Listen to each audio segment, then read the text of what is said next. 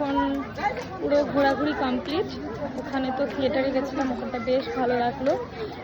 ওখানে 40 টাকা করে টিকিট নিয়েছিল, তো 3D ছিল আর খুব সুন্দর ছিল একটা গল্প নিতাই গৌরাঙ্গের। আর এখানে মন্দিরে গেছিলাম ভেতরে, যেখানে শ্রী প্রভুপাদের সমাধি আছে, পুষ্প সমাধি।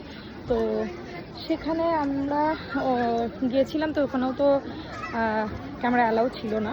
তো মন্দিরটা ঘুরলাম, উপরে আবার মিউজিয়াম আছে, সেখানে আবার 15 টাকা করে টিকিট কাটতে হয়েছিল। সেই মিউজিয়ামটা 15 টাকা টিকিট কেটে আমরা দোতলাতে গিয়ে ওটা দেখে এলাম। ওটাও বেশ ভালো লাগলো। প্রভুপাদের ছোটো ছোটো গল্পগুলো একটা পুতুলের সাহায্যে করে, মানে সিমেন্টে, তো দোতলায় ওখানে গিয়ে আমরা দেখে এলাম ওটা, আর বেশ ভালো লাগলো। ওখানে বেশ গল্পটা করা আছে, ওখানে 15 টাকা করে টিকিট লাগলো। তো খুব সুন্দর লাগলো, গল্পটা বেশ ভালো। ওখানেও ছোট ছোট করে সব কিছু প্রভুপাদের যে গাড়িটা উনি ব্যবহার করতেন, ওনার সমস্ত জিনিস মিউজিয়ামের মধ্যে আছে। তোমাদেরকে একবার দেখাই, দেখো এই যে ওই দোতলার মধ্যে আছে। আর একদম ওপরে যে দেখতে পাচ্ছ স্ট্যাচুগুলো, হ্যাঁ, যে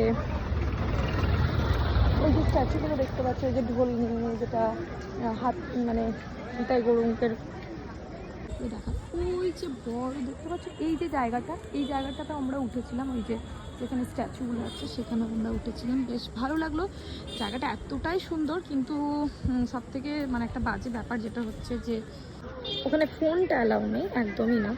ওই জিনিসটা একদম বেকার লাগলো। এত ফটো তোলার জায়গা, এত সুন্দর ভিউ, ভেতরটা বাইরেটা মিলিয়ে এতটা সুন্দর জায়গা।